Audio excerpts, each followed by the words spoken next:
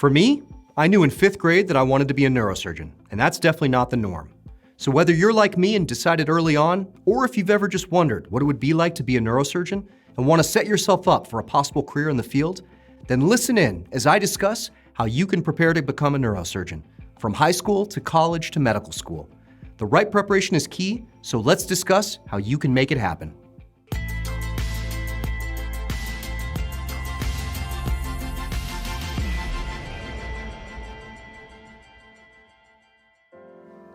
Welcome, fellow Brainiacs. Thank you for joining. For those new to the channel, my name is Martin Rutkowski, and I'm an academic neurosurgeon specializing in brain tumors. Here we discuss and explore all things brain. So if you've ever been curious about the most beautiful organ there is, you're in the right place. If you think a career in neurosurgery is right for you, I hope you feel excited and motivated. There are concrete steps you can take as a student to maximize your understanding of what this career really involves and optimize your chances for success getting into neurosurgery residency. So let's jump right in and consider what you can do, whether you're in high school, college, or medical school. In high school, my best advice is to increase your exposure. Reach out to a local neurosurgeon. Rather than feeling intimidated, I bet you'll be surprised at how receptive most neurosurgeons are to students who want to shadow them. Hospital rules and restrictions can sometimes make this difficult, but if you find the right situation, I encourage you to really see up front what the job is really like. Chances are that you've seen neurosurgery portrayed on TV or in the movies, and it piqued your interest. But the reality of neurosurgery is completely different than what you see in the media. Hopefully you've been able to witness rounds, clinic, or maybe even an operation. Once you have the sense it could be right for you, then focus on your schoolwork. There's no doubt that getting into the best possible college sets you up for further success, getting into a good medical school. So don't forget the fundamentals. Good grades and life experience should be your goals. The more well-rounded you are as a person, the better you'll be able to relate to your future patients. Remember that neurosurgery is predicated on teamwork. Whether we're in the OR or rounding in the hospital, we depend on and work with numerous colleagues who help us take care of patients.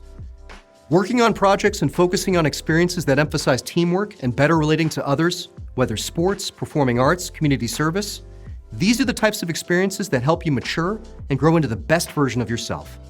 And if you can take on a leadership role in whatever you're passionate about, even better.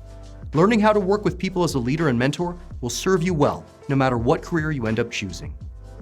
I personally think that it can also be helpful to have a hobby or passion that involves some sort of technical skill. Hand-eye coordination is key in neurosurgery, especially given that many of our operations are performed with microscopes, cameras, and mechanical instruments. You don't have to be a concert violinist or elite athlete, but anything that focuses on the mind-body connection and working with your hands can be helpful. Do video games count? Now, I grew up playing them just like many of you, and I wonder to this day if it actually helped me develop some basic technical skills with hand-eye coordination. When I operate on brain tumors under a microscope or using an endoscope, a tiny camera we insert into the brain, my visual attention is focused on a different location than where my hands are working. Now, it's not scientific and more of a hunch I have, but I actually do think video games can help. Obviously, don't prioritize them over academic and scholastic pursuits, and remember that you can develop many similar skills with other hobbies, arts, and sports, but I wouldn't write them off. I think it's very possible to help set you up for learning operative skills. Now finally, apply for scholarships. The process of writing about yourself, your goals, and your values is something you'll need to reflect on and do over and over again as you go through applications for college, medical school, and residency. And if that process gets you some financial support, even better. Believe it or not, asking for money is a big part of academic neurosurgery. Writing grants for research or soliciting philanthropic donations are important to supporting your career and academic pursuits as a neurosurgeon. And applying for a scholarship as a student helps you develop these sorts of skills early on. In college, your goals are fairly similar to those in high school. Focus on getting good grades and building up important life experience. Emphasize teamwork, leadership roles, and community service. Many universities have medical schools, so this can be your first real exposure to clinical medicine. It's great to get a volunteer position at a local hospital. I remember distinctly when I volunteered at a local hospital close to my university. I worked in a surgical recovery area, delivering meals and warm blankets to patients. It wasn't particularly glamorous, but I got to experience the hum and rhythm of the hospital. I was able to see recovering patients and even got invited to observe surgeries. It ended up being valuable for validating my interest in going to medical school. So if you can, I highly encourage you to volunteer.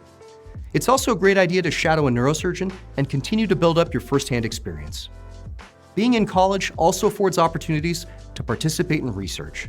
College was some of my first experience working in a lab doing basic science, and that was particularly helpful for building up my research credentials when I got into medical school and wanted to work full-time in a lab under a research scholarship.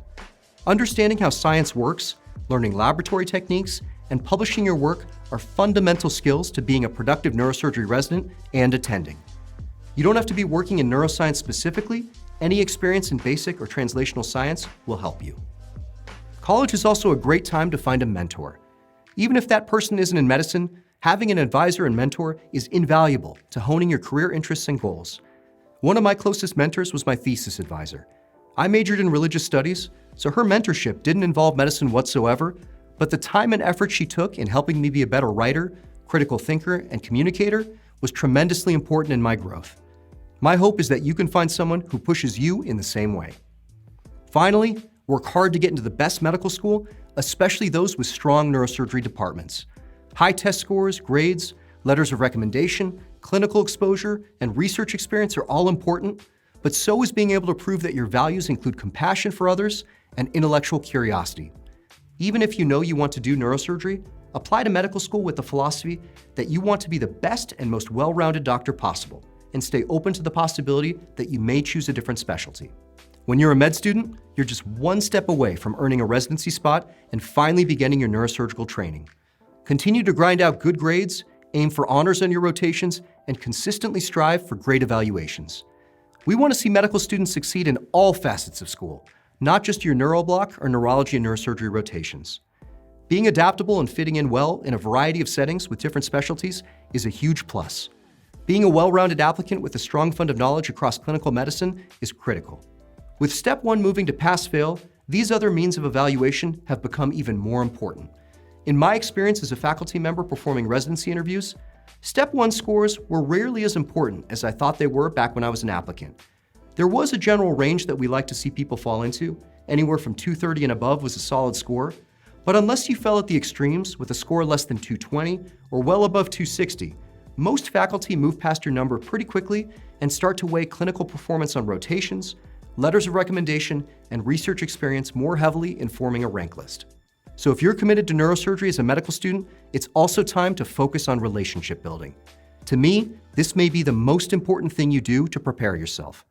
I would encourage you to introduce yourself to your medical school's neurosurgery department as early as possible. I set up a meeting with the chairman at my medical school within a few weeks of starting.